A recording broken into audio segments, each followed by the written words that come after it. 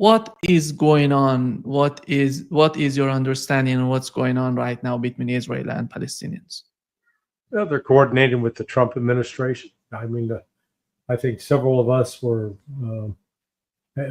held out hopes 60 days ago that Donald Trump was sincere about wanting to be the peace president. And to that end, by sending Steve Witkoff to coerce Bibi Netanyahu into accepting the ceasefire plan, I thought we were really starting to see maybe something that would be a profound change of policy in the Middle East. Well, we were wrong. Trump is, he's the prison bitch of AIPAC. They might as well have a collar around his neck. They call him to come over and lick their feet. He goes over and licks their feet. Whatever they ask for, he does. And so they want to destroy the Palestinians. Trump says, okay, let me help you do that. And I'll send you 2,000-pound bombs. And we'll also go ahead and start attacking Yemen. And we're going to use the attack on Yemen as a predicate to come up with an excuse to attack Iran. Trump's committing political suicide. There's no other way to describe it. He thinks that we've got enough military might and power to frighten the Yemenis, coerce and bully the Iranians, and that the Israelis be free to murder all the Palestinians. And this is the war. The chances of this exploding into a much broader war is very high. Before getting to that, Larry, do you think that Donald Trump, the way that he's behaving, in terms of the conflict between Israelis and Palestinians, is he trying to improve the position of Netanyahu in Israel? No, it's not so much trying to improve the position. He's just doing what the Zionists want. He's completely sold out to them. It's sickening and disgusting. And not only him, hell, Tulsi Gabbard. You had it on your show the other day. I think when you had Ray McGovern and John Helmer, and you showed her, good God, the volte-face, the complete 180, or as Annalena Baerbock calls it, the 360, but a complete reversal of position of what she once held. So this is alarming because it's all based on lies, and instead of looking for a peaceful way to solve the issues that are out there, they're opting for war, and it's a war the United States cannot win. Larry, in terms of Yemenis, how successful were the strikes on Yemenis so far? Is that different from what the Biden administration was doing? No, not at all different. Look, part of what the Biden administration ran into is when you send a carrier strike group into the Red Sea, it's got to be accompanied by, a couple of destroyers and a cruiser. And each of those ships has on board what are called vertical launch systems, VLS. This is an anti-missile defense system. So any ballistic missiles, any cruise missiles, any drones that are fired at the carrier or the accompanying ships, they'll fire those missiles off. Well, a couple of problems with that. Number one, like on the destroyer, it's usually 96 cells. So think of 96 tubes. Once you fire off those 96, you're out of ammunition, and they don't have them on board the ship where they can just go drop another one in and continue. No. They have to actually go to a port and be refitted, resupplied. So that means if the Houthis decide to launch 20 missiles a day, and the ships, usually when they're firing to make sure they bring the missile down, they'll fire 2, maybe 3, So let's say they're firing 3 missiles for every inbound missile. They fire 20, that's 60. Now, wait a second. They only got 96 of these on deck. So right away, in one shot, they've expended 50% of their ammunition.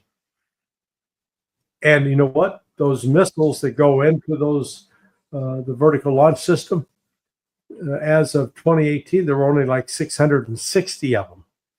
So it's not like they were making a whole bunch and that there's unlimited supply. There isn't.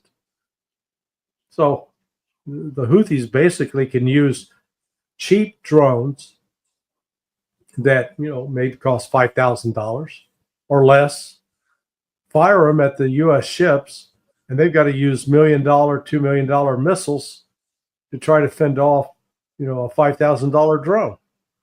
And on top of it, then once they start to run out, and then there's no guarantee that they're going to be able to resupply. I mean, this is, again, Trump and his team didn't think this through. And that's why, remember, they were all, on last Tuesday, it was, look at us, we bad, we killing, they're really pounding the chest. Well, you don't see that today because they're running up against the fact that there are limitations to U.S. military power. So this will, the odds are that within the next week or two, they're going to have to pull the Harry S. Truman carrier strike group from the Red Sea without accomplishing their mission, so that they have to go back and refit, reload, and then maybe they'll come back and try it again. They're not going to defeat the Houthis in Yemen. They're not going to do it. Larry, it's unbelievable why he didn't try to force Netanyahu to accept the ceasefire, at least to get along with with those articles within the ceasefire. Instead, he has decided to go fight the Yemenis, which they knew what's going on in the Red Sea and what they're going to face in the Red Sea. Well, the United States is held hostage by Iran. I mean, they got their hooks in us. The money that came from Miriam Adelson, the money that by Israel. Yeah. So sorry. Yeah, it's just, we're completely beholden to the Zionists. No independence, and it's Republican, Democrat alike. I really thought that Trump had a chance to be independent because he's not going to be up for re-election. But no, he sold his soul to the devil. And so the Israelis are calling the shots. Now, it's true that Netanyahu's got some domestic political problems of his own. And even all this U.S. support doesn't make those go away. And there are indications that this, Israel could tear itself apart. This Zionist vision, this belief that, this is the last days, and if we do the right things, the Messiah will come. Now, notice the Jews believe the Messiah hasn't come. The evangelical Christians that are supporting Israel believe the Messiah has come. So you got a difference right there. But all of this is based upon, the Old Testament of the Bible, which is, Christians and Jews revere as holy, and I think it's wholly made up.